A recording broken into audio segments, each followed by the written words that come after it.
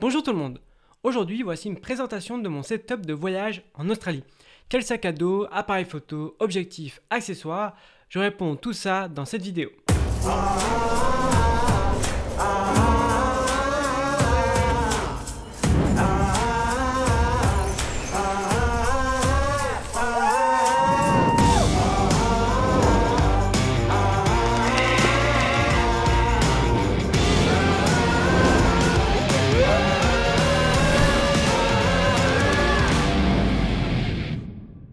Dans un premier temps, je vous présente le contexte du voyage. J'ai vécu pendant 2 ans dans le pays des kangourous.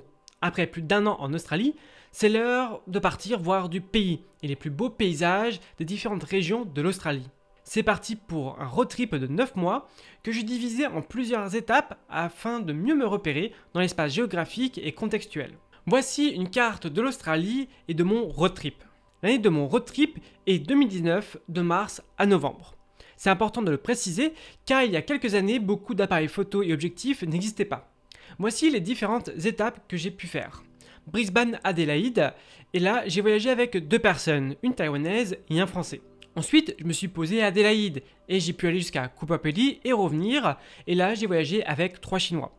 Ensuite, Adélaïde-Perth, Perth, Darwin et Darwin-Cairns, et ça je les ai fait avec mes 2 amis chinois. Et pour finir, de Cairns à Brisbane, ça, je l'ai fait totalement tout seul. Ce voyage est aussi réalisé en bonne entente avec toutes les personnes avec qui j'ai pu voyager. Tous étaient au courant que je voulais filmer le voyage et que je serais assez long de temps en temps. Le voyage, c'est aussi des concessions dans le groupe pour que tout le monde profite pleinement du voyage. Après une vision globale du voyage que j'ai pu réaliser, passons maintenant au matériel. Filmer 9 mois, des heures tous les jours, ce n'est pas une mince affaire. Je suis parti dans le contexte très spécifique d'un long voyage, et pas des vacances. Le but est de rapporter les plus belles images de l'Australie, voire des images assez inédites. Mon objectif final est d'en faire une vidéo et ou une série qui tire vers le professionnalisme. Mon appareil photo est un Sony A7 III que j'ai acheté en 2018 qui succède à mon A7R II aussi de chez Sony. L'A7 III est à moitié plutôt polyvalent par rapport au précédent. Celui-ci fait plutôt des photos globalement très correctes et une vidéo très satisfaisante.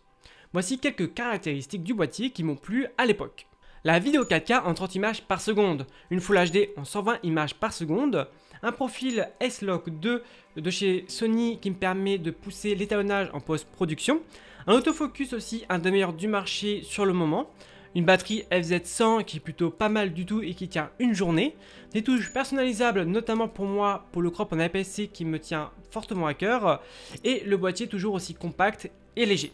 Pour continuer, voici les 2 objectifs de départ de mon road trip, le 25 mm Batis f2 de chez Zeiss et le 28-75 mm 2.8 de chez Tamron.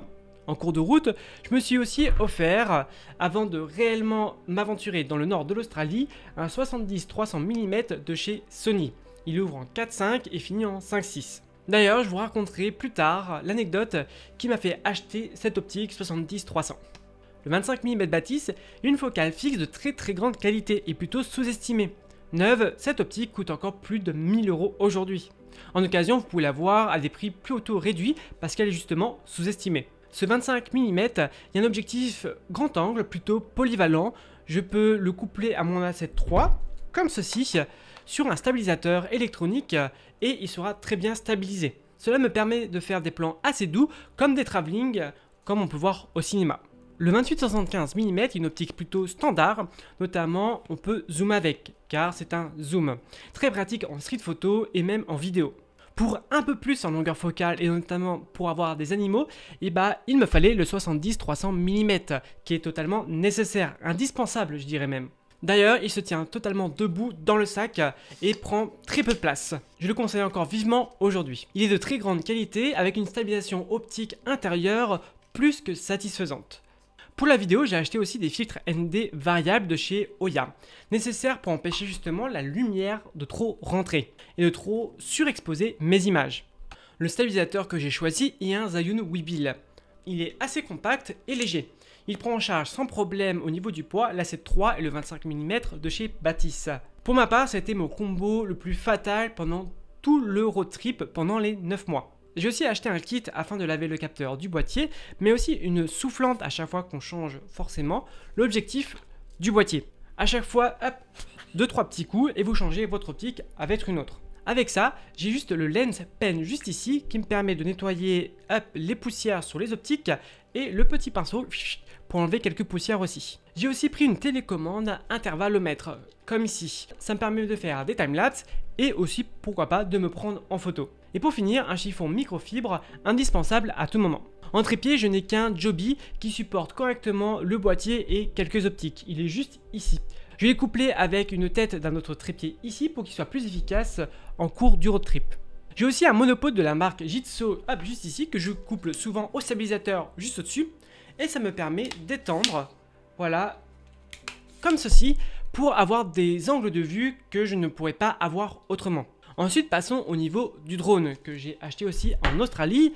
C'est le Mavic 2 Pro Combo. Donc j'ai 4 batteries en tout et il est juste ici. Tout ça, je le couple à l'iPhone 7 que j'avais à l'époque sur la télécommande afin de le piloter. Ce drone a un capteur de 1 pouce qui est bien plus large que les drones précédents à l'époque.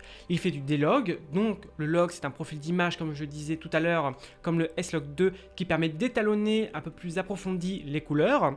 Il fait la 4K à 30 images par seconde ainsi qu'une 4K croppée qui fait office un peu de zoom. J'ai pu aller jusqu'à 3,5 km en plein désert avec ce drone. Donc ça m'a fait des images à couper le souffle et plutôt des images inédites. Maintenant, passons au sac à dos. Il est juste derrière moi. Attendez que je le prenne. Voilà. Ce sac à dos que j'ai opté, c'est un Shimoda Backpack de 40 litres. Sorti un an auparavant, spécialisé dans le voyage et dans la randonnée. Il est plutôt flexible, il a pas mal de poches partout, même une poche pour ordinateur. Il est aussi plutôt confortable au niveau du dos, juste ici. J'avais à peu près entre 10 et 12 kg de matériel chaque jour, et donc j'ai quand même assez bien supporté avec ce sac à dos. Aujourd'hui, la marque propose aussi deux autres modèles, la version 2 de ce 40 litres et un autre backpack. Avec ce package, j'ai aussi acheté une batterie externe juste ici de 26 800 mAh avec une prise USB-C parce que c'est aussi polyvalent maintenant. Je l'utilise notamment pour recharger la caméra principale quand elle n'a plus de batterie, mais aussi la télécommande du drone et notamment aussi l'iPhone 7 que j'avais à l'époque pour que tout soit opérationnel au moment venu. J'ai aussi acheté un objet de la marque Peak Design, juste ici le Capture, qui me permet de fixer l'appareil photo sur le sac à dos. Vous mettez votre capture sur le côté comme ceci, et vous avez juste à mettre votre appareil photo. Ça se présente comme ceci. Et vous avez juste un petit clip pour le défaire. Ça évite d'avoir tout le temps l'appareil photo dans le sac et à le sortir à chaque fois que vous avez un moment ou une occasion pour shooter.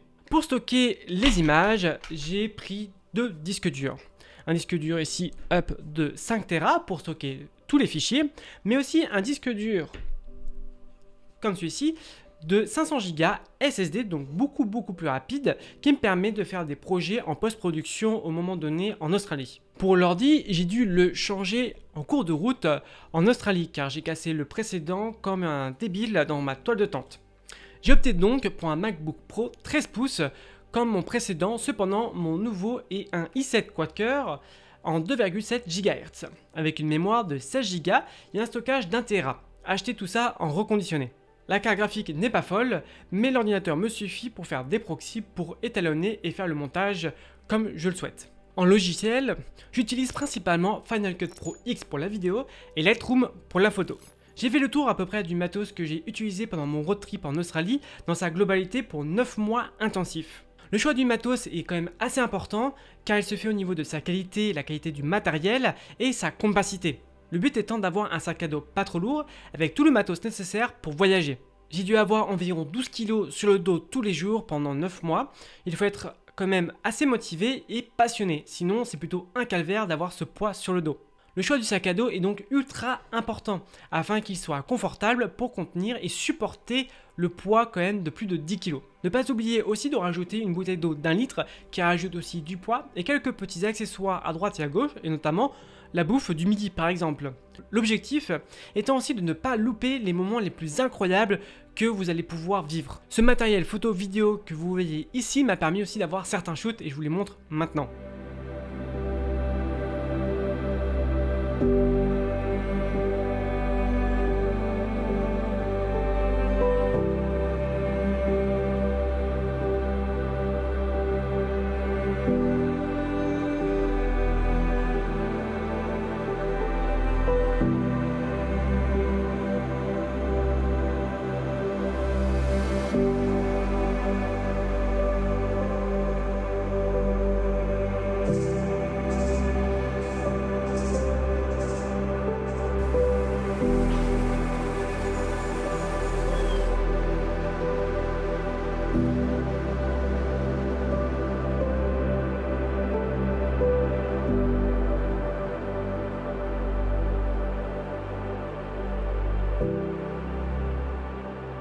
J'espère que cette vidéo vous aura plu sur le matériel que j'ai pu utiliser pendant un long road trip. N'hésitez pas à vous abonner pour me soutenir et n'hésitez pas aussi à me suivre sur les réseaux sociaux. Je vous dis à bientôt pour une prochaine vidéo. Ciao!